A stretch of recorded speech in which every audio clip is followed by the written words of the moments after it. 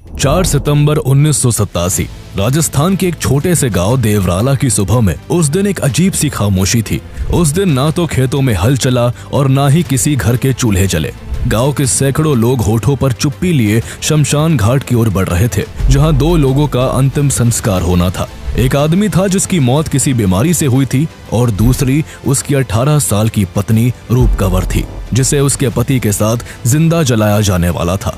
रूप कंवर की शादी को अभी केवल 8 महीने ही हुए थे। उसके हाथों की मेहंदी अभी पूरी तरह से फीकी भी नहीं पड़ी थी कि किस्मत ने उससे उसका पति छीन लिया और अब समाज उससे जीने का अधिकार भी छीनने जा रहा था। रूप कंवर को उसके पति के साथ चिता पर लिटा दिया गया और फिर उस चिता में आग लगा दी गई।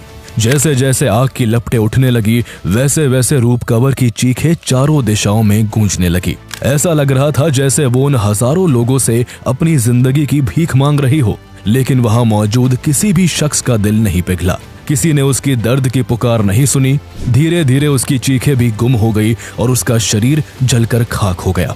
अंधविश्वास की पट्टी बांधे समाज ने उस 18 साल की मासूम से उसकी जिंदगी छीनकर उसे देवी का दर्जा दे दिया और उसके नाम का मंदिर बनाकर उसकी पूजा शुरू कर दी। ये कोई आम मामला नहीं था, बल्कि ये वो क्रूर प्रथा थी जिसे समाज ने धर्म और परंपरा का नाम देकर सदियों तक जिंदा रखा। ये वही सती प्रथा थी जिसे इस इंसिडेंट से करीब 158 साल पहले ही इलीगल घोषित कर दिया गया था। आइए जानते हैं सती प्रथा का पूरा इतिहास, जो आज भी रूह को झकझोर देता है। आखिर सती प्रथा की शुरुआत कैसे हुई? कभी महिलाओं की मर्जी से शुरू हुआ ये रिवाज कैसे क्रूर प्रथा बन गया, जिसे एक उत्सव की तरह मनाया जाने लगा?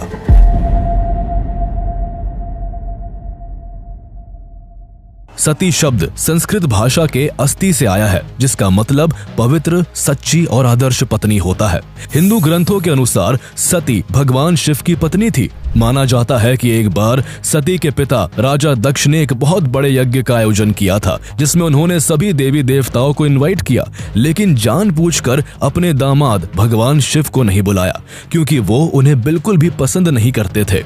राजा दक्ष ने यज्ञ के समय भी भरी भीड़ में अपनी बेटी सती के सामने भगवान शिव का अपमान करना शुरू कर दिया, जिसे माता सती सह नहीं सकी और उन्होंने क्रोध में आकर उसी यज्ञ की आग में कूदकर अपनी जान दे दी। कुछ लोगों के अनुसार यही से सती प्रथा की शुरुआत हुई, लेकिन बहुत से हिंदू विद्वानों के हिसाब से ये बिल्कुल गलत व्याख्या है और इसको जबरन माता सती के आत्मदाह से जोड़कर बताया जाता है, क्योंकि जिस समय माता सती ने आत्मदाह किया था उस समय भगवान शिव जीवित थे, जबकि सती प्रथा में किसी भी महिला को तब आग में जलकर अपनी जान देनी होती थी जब उसका पति मर जाता था और वो विधवा हो जाती थी। लेकिन फिर भी समाज ने धर्म, आस्था और परंपरा के नाम पर एक ऐसी क्रूर रिवाज को जन्म दे दिया जिसका प्राचीन ग्रंथों में कहीं कोई क्लियर एविडेंस नहीं मिलता। पुराने जमाने में तकनीक और आज जैसा कम्युनिकेशन सिस्टम ना होने की वजह से सच और अंधविश्वास में फर्क करना मुश्किल था, लेकिन अब वक्त बदल चुका है।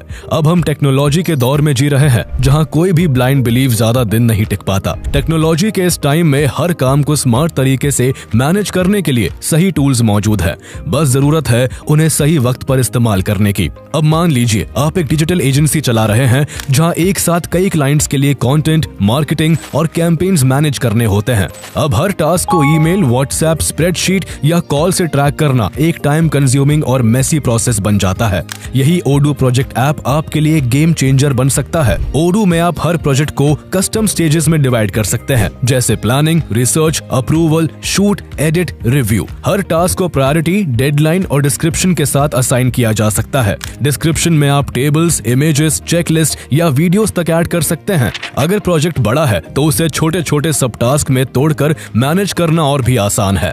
रियल टाइम कोलैबोरेशन के लिए ओडू काफी ज्यादा हेल्पफुल है। ओडू का built in chatter feature communication को स्मूथ बना देता है, जहां आप किसी भी टास्क पर ईमेल भेज सकते हैं, नोट्स डाल सकते हैं, फाइल्स अटैच कर सकते हैं और टीम मेंबर्स को टैग करके इंस्टेंटली अपडेट दे सकते हैं। मीटिंग्स, कॉल्स, रिमाइंडर्स और टू डूज तक आप यहीं से शेड्यूल कर सकते हैं। आप अपनी जरूरत के हिसाब से कैनबैन से लेकर गैंट और लिस्ट तक हर तरह का फ्लेक्सिबल व्यू चूज कर सकते हैं। बड़ी बात यह है कि ओडू का पहला ऐप अनलिमिटेड होस्टिंग और सपोर्ट के साथ लाइफ टाइम के लिए बिल्कुल फ्री है। अगर आप अपने प्रोजेक्ट्स को स्मार्ट तरीके से मैनेज करना चाहते हैं तो ओडू ट्राई कर सकते हैं। इसका लिंक आपको डिस्क्रिप्शन और पिन कमेंट में मिल जाएगा। भारत के सबसे पुराने ग्रंथ ऋग्वेद में सती प्रथा का कोई जिक्र नहीं है। यहाँ तक कि भारत के किसी भी शास्त्र में इसके बारे में कुछ भी नहीं लिखा हुआ। वाल्मीकि द्वारा लिखी गई रामायण में भी सती प्रथा के बारे में किसी तरह की चर्चा नहीं की गई, क्योंकि राजा दशरथ की मृत्यु के बाद उनकी तीनों पत्नियों में से किसी ने भी इस रिचुअल को नहीं अपनाया था। महाभारत काल के समय भी इस रिचुअल को ना तो पांडु की मृत्यु के बाद उनकी पत्नी कुंती ने फॉलो किया और न ही अर्जुन के बेटे अभिमन्यु के बैटलफील्ड में मारे जाने के बाद अभिमन्यु की पत्नी उत्तरा ने इस रिचुअल को निभाया था। हालांकि पांडु की मौत के बाद उनकी दूसरी पत्नी माद्री के सती होने की बात कही जाती है, लेकिन इस मामले में भी रिलीजियस स्कॉलर्स के बीच भारी मतभेद है। इसके बाद मगध डायनेस्टी से लेकर मौर्यन पीरियड तक भी इस प्रथा का जिक्र ना तो किसी भारतीय और ना ही किसी फॉरेन ट्रैवलर के लेखों में देखने को मिलता है। जब भारत पर मगध डायनेस्टी का शासन था, ठीक उसी समय भारत में बौद्ध धर्म काफी पॉपुलर हो रहा था। तब बौद्ध और हिंदू धर्म गुरुओं के बीच काफी कॉन्फ्लिक्ट होता था, लेकिन फिर भी उस जमाने के किसी भी बौद्ध मॉन्क की किताब में सती प्रथा का जिक्र नहीं है। इससे पता चलता है कि इस समय तक भी सती प्रथा चलन में नहीं थी। फेमस ग्रीक ट्रैवलर मेगास्थीन्स की बुक इंडिका और चाणक्य द्वारा लिखी गई अर्थशास्त्र में भी सती प्रथा का कोई वर्णन नहीं मिलता। सती प्रथा का फर्स्ट एक्चुअल एविडेंस 464 सीई में नेपाल में मिला।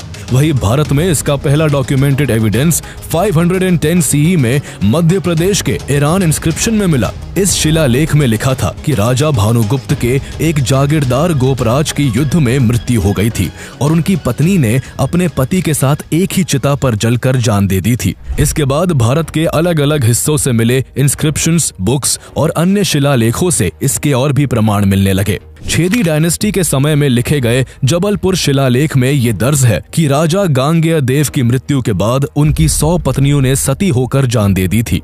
साउथ इंडिया में 10th सेंचुरी में चोल साम्राज्य के राजा राजेंद्र चोल की माता वनावन महादेवी और उनकी पत्नी वीरा महादेवी के सती होने के प्रमाण मिलते हैं।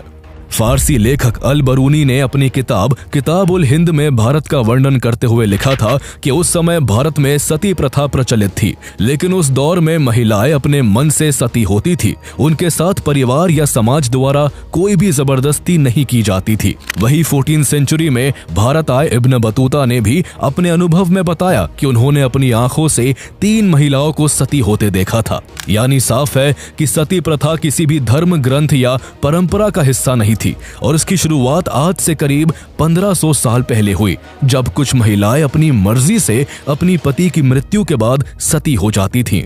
भारत में इस रिवाज का दायरा तब और तेजी से बढ़ा जब भारत में मुस्लिम इन्वेजन शुरू हुए। जब भी कोई हिंदू राजा युद्ध में हारता तो मुस्लिम इन्वेडर उस राज्य की रानियों और राजकुमारियों को बंदी बना लेता था। फिर उनके साथ जातियों की सभी सीमाएं लांघ दी जाती और उनका सामूहिक यौन शोषण किया जाता।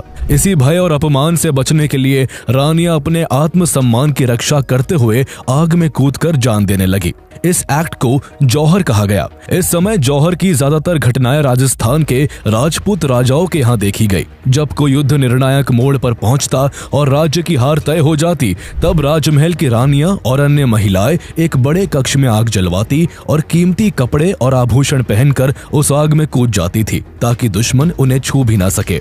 जौहर की पहली डॉक्यूमेंटेड घटना 711 सीई में देखने को मिली, जब अरब कमांडर मोहम्मद बिन कासिम ने भारत पर पहला इस्लामिक अटैक किया था। मोहम्मद बिन कासिम ने सिंध के राजा दाहिर से युद्ध किया, जिसमें राजा दाहिर की हार हुई और उनकी जान चली गई। इसके बाद उनकी रानी बाई ने कुछ दिनों तक अपने राज्य को बचाने के लिए युद्ध किया, लेकिन जब उन्हें अपनी हार निश्चित दिखाई दी तो उन्होंने राजघराने की अन्य महिलाओं के साथ जौहर कर लिया। लेकिन राजा दाहिर की दूसरी पत्नी और उनकी 2 बेटियों ने जौहर नहीं किया था। इस वजह से उन्हें मोहम्मद बिन कासिम के सैनिकों ने बंदी बना लिया और उनका महीनों तक यौन शोषण किया। मुस्लिम शासकों के इस तरह के घिनौने व्यवहार के बाद भारत के कई हिस्सों में जौहर एक आम प्रतिक्रिया बन गई। जब भी सम्मान पर संकट आता तो रानियां खुद को मिटा देना बेहतर समझती। साल 1232 में जब इल्तुतमिश ने ग्वालियर पर अटैक किया तो राजघराने की महिलाओं ने अपने राजा की हार के बाद किले के अंदर जौहर कर लिया था। 1301 में भी जब अलाउद्दीन खिलजी ने रणथंबोर फोर्ट को जीतने के लिए हमीर देव चौहान पर अटैक किया, तब भी कई रानियों ने यही रास्ता चुना। 1303 में अलाउद्दीन खिलजी ने चित्तौड़गढ़ पर हमला कर वहां के राजा रतन सिंह को भी मार दिया था।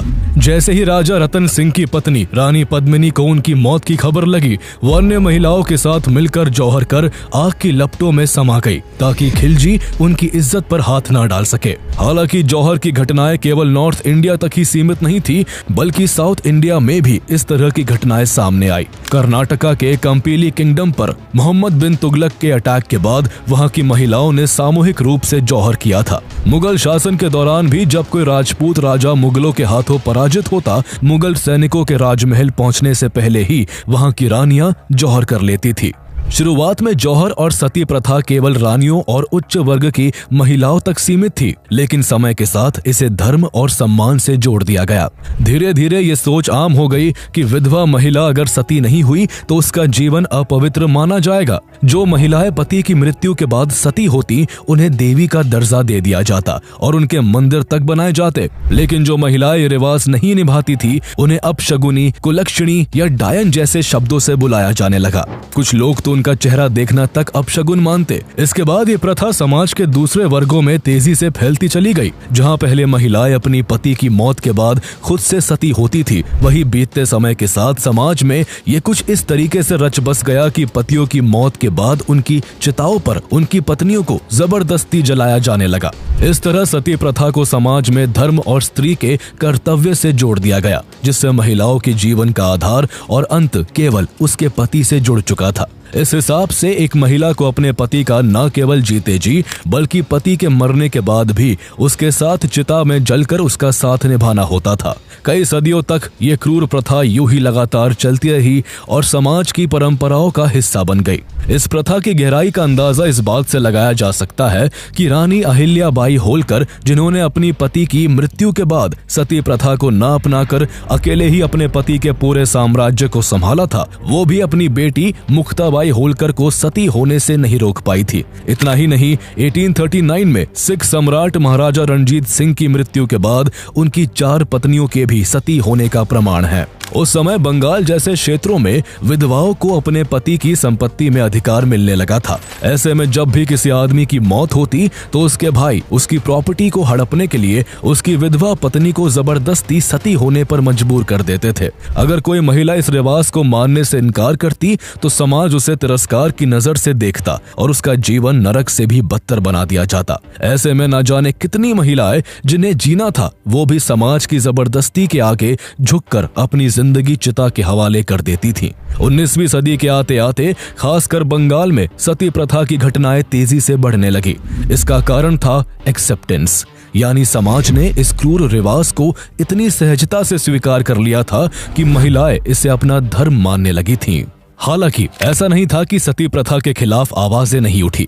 जब से रिवाज शुरू हुआ था तब से कई ऐसे लोग थे जिन्हें विधवाओं को झुलसा देने वाली ये प्रथा अखरती थी।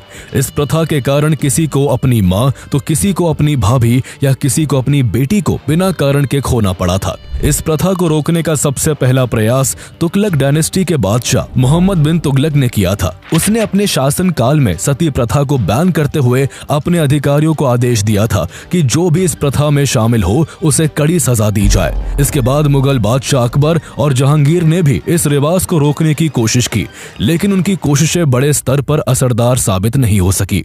आयरनी ये थी कि जो मुगल शासक एक तरफ सती प्रथा को रोकने की मुहिम चला रहे थे, दूसरी ओर उनकी आक्रमण की वजह से ही हजारों महिलाएं जौहर करने को मजबूर होती थी। हिंदू शासकों में भी कुछ ऐसे सम्राट हुए जिन्होंने इस प्रथा का खुलकर विरोध किया। छत्रपति शिवाजी महाराज के पिता की जब मृत्यु हुई थी तो उन्होंने अपनी माता जीजाबाई को सती नहीं होने दिया था। पेशवा बाजीराव प्रथम ने भी अपनी माता राधाबाई को अपने पिता की मौत के बाद इस प्रथा से बचाया और जब काफी कम एज में खुद पेशवा बाजीराव की डेथ हुई तो उनकी पत्नी ने भी इस प्रथा को नहीं निभाया था।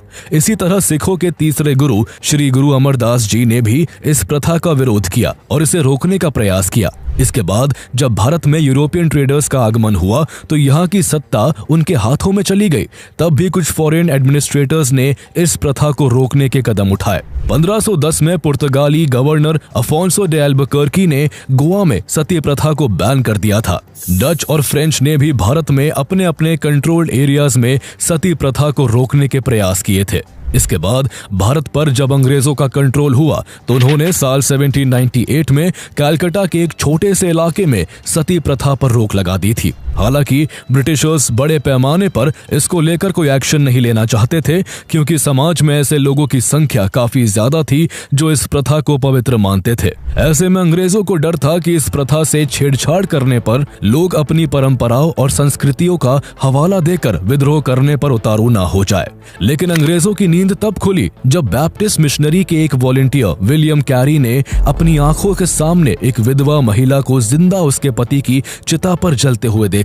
इसे देखकर विलियम कैरी अंदर तक हिल गए और वो अपने साथी जोशुआ मार्शमैन और विलियम वॉट के साथ मिलकर इसे रोकने की दिशा में काम करने लगे। साल 1803 में विलियम कैरी ने कलकत्ता के छोटे से एरिया में सती प्रथा के 438 केसेस को नोट किया, जबकि यहाँ इस प्रैक्टिस पर बैन था। उन्होंने इस प्रथा के अगेंस्ट कई आर्टिकल पब्लिश किए और इसे इनह्यूमन बताकर जल्द से जल्द बैन करने की वकालत की। उनके जरिए ये बात जब उस समय के भारत के गवर्नर जनरल लॉर्ड वेलेस्ली तक पहुंची तो ब्रिटिशर्स ने पूरे भारत में एक सर्वे करवाया।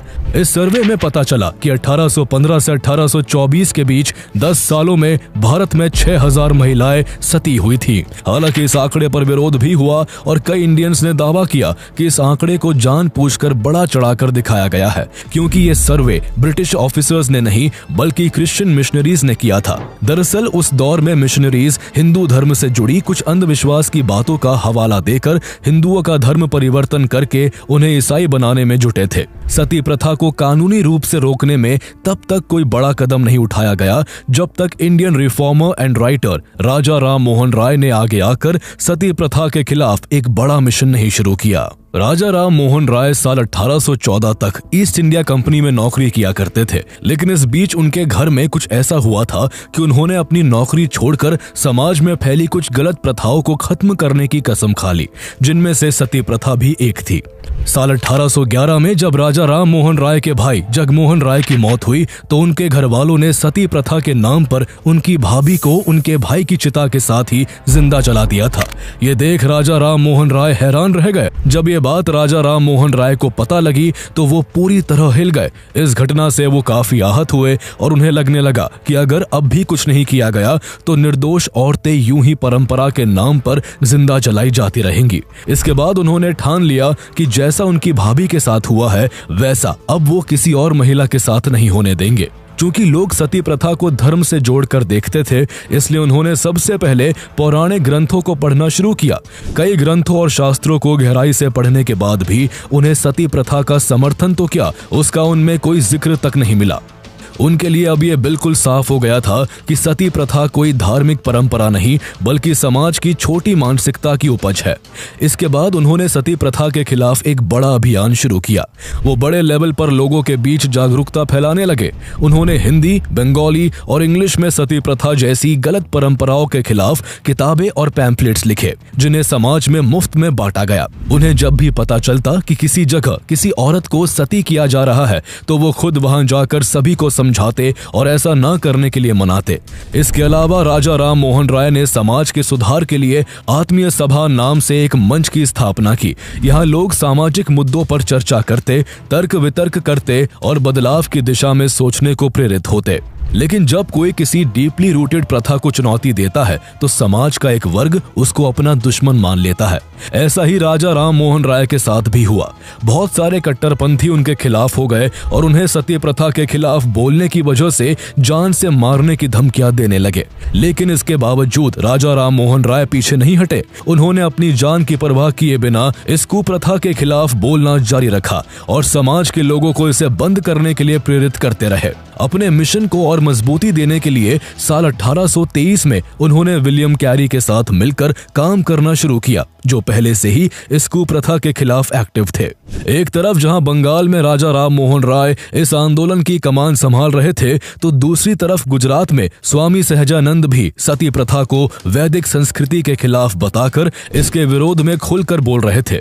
इस तरह धीरे धीरे भारत के अलग अलग हिस्सों में आवाजें उठने लगी और लोग जागरूक होने लगे। इस जागरूकता के साथ ही ब्रिटिशर्स पर सती प्रथा को खत्म करने के लिए कानून बनाने का दबाव बनने लगा। इसी बीच साल 1828 में लॉर्ड विलियम बेंटिंक को भारत का गवर्नर बनाया गया। वो खुद भी ऐसी बेसलेस और बार्बरिक प्रैक्टिसेस के खिलाफ थे। ऐसे में उन्होंने राजा राम मोहन राय और विलियम कैरी से मुलाकात कर लंबी चर्चा की और दोनों की बातों से सती प्रथा को बैन करने के लिए पूरी तरह सहमत हो गए। 1829 में विलियम बेंटिंक ने जब डिसाइसिव एक्शन लेने का मन बनाया तो उन्होंने पहले 49 सीनियर आर्मी ऑफिसर्स और 5 जजेस से राय ली। सभी ने इस प्रथा को मानवता के खिलाफ बताया। लॉर्ड बेंटिंक ने खुद भी कहा था कि ये प्रथा ब्रिटिश रूल पर एक काला धब्बा है और इसे खत्म करना बहुत जरूरी है। इसके बाद 4 दिसंबर 1829 का दिन इतिहास बन गया।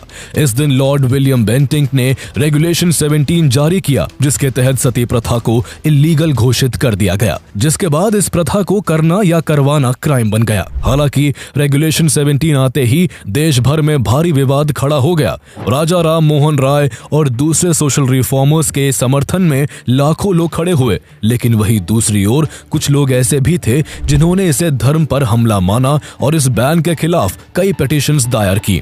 हजारों सिग्नेचर्स के साथ ये विरोध इतना बढ़ा कि मामला सीधे लंदन के प्रिवी काउंसिल तक पहुंच गया। इस दौरान मुगल एम्परर अकबर II ने राजा राम मोहन राय को इंग्लैंड भेजने की व्यवस्था करवाई ताकि वो प्रिवी काउंसिल के सामने सती प्रथा के बैन को जस्टिफाई कर सके।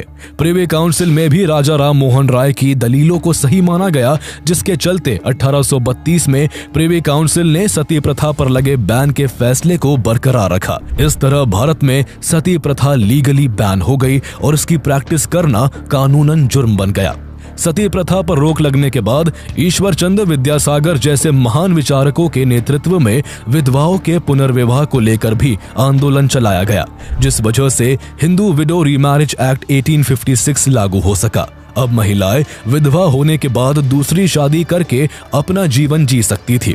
लेकिन इस बीच सती प्रथा का कानून एक दूसरे अंग्रेज थॉमस मैकॉली के कारण थोड़ा हल्का पड़ गया था। थॉमस मैकॉली द्वारा इंडियन पीनल कोड का ड्राफ्ट तैयार हुआ, जिसके मुताबिक अगर कोई ये साबित कर देता कि उसने किसी विधवा के कहने पर चिता को आग लगाई है तो उसे दोषी नहीं माना जाएगा। इसके बाद 1862 के कानून में 2 ऐसे जरूरी प्रावधान हटा दिए गए जिनके हिसाब से सती करने वाले को पहले डेथ पेनल्टी तक दी जा सकती थी। कानून में इस बदलाव के बाद अब आरोपी आसानी से ये कहकर बच सकता था कि विधवा ने अपनी इच्छा से ऐसा किया था, और यही लूपहोल अंधविश्वासी लोगों द्वारा कई बार इस्तेमाल किया गया। साल 1987 यानी आजाद भारत में 4 दशक बाद इस अमानवीय प्रथा की एक और घटना ने पूरे देश को झकझोर कर रख दिया। ये घटना राजस्थान के एक छोटे से गांव देवराला की थी, जहां रूप कंवर नाम की एक 18 साल की लड़की को उसके मरे हुए पति माल सिंह की चिता पर जिंदा जला दिया गया। कहा गया कि रूप कंवर ने अपनी इच्छा से ये कदम उठाया था, लेकिन जब पुलिस इन्वेस्टिगेशन हुई तो सामने आया कि उसे समाज और घर वालों ने मानसिक रूप से मजबूर किया था। पुलिस ने इस मामले में 32 लोगों को अरेस्ट किया, लेकिन इसका सबसे दुखद और शर्मनाक पहलू ये था कि इस घटना के बाद भी रूप कंवर को देवी का दर्जा दिया गया। गांव में उसका मंदिर बना और वहां चुनरी महोत्सव जैसे आयोजन होने लगे, जहां हजारों लोग पहुंचे, जिनमें कुछ राजनेता भी शामिल थे। इस पूरे घटनाक्रम ने न केवल भारत बल्कि इंटरनेशनल मीडिया का भी ध्यान खींचा। भारत में महिलाओं की स्थिति पर सवाल उठने लगे और देश की छवि को गहरा धक्का पहुंचा। बात इस कदर बिगड़ गई कि चौतरफा दबाव में राजस्थान के मुख्यमंत्री हरिदेव जोशी को रिजाइन करना पड़ा। इसके बाद राजस्थान सरकार को उसी साल commission of Sati prevention act लाना पड़ा, जिसके तहत किसी विधवा को सती करने या करवाने वालों को फांसी या उम्र कैद की सजा देने का प्रावधान किया गया। इतना ही नहीं, सती प्रथा के पक्ष में बात करने वालों और उसको ग्लोरीफाई करने वालों के लिए भी 7 साल की कैद और 30,000 रुपए तक का जुर्माना तय किया गया। अगले ही साल 1988 में इस एक्ट को भारत सरकार ने पूरे देश में लागू कर दिया, ताकि देश में इस कुप्रथा से एक भी महिला को अपनी जान ना गंवानी पड़े। बाद में जब इस मामले को लेकर एक सर्वे किया गया तो पता चला कि आजादी के बाद से 1987 तक भारत में सती होने या फिर उसे अटेम्प्ट करने को लेकर देश के अलग अलग पुलिस स्टेशंस में कुल 28 केसेस दर्ज किए गए थे। भारत में रूप कंवर सती केस को अब तक का लास्ट डॉक्यूमेंटेड सती इंसिडेंट माना जाता है। हालांकि इतने कड़े कानून के बाद भी 24 लड़कियों ने अपनी मर्जी या किसी दबाव में सती होने का प्रयास किया था, जिन्हें समय रहते पुलिस की मदद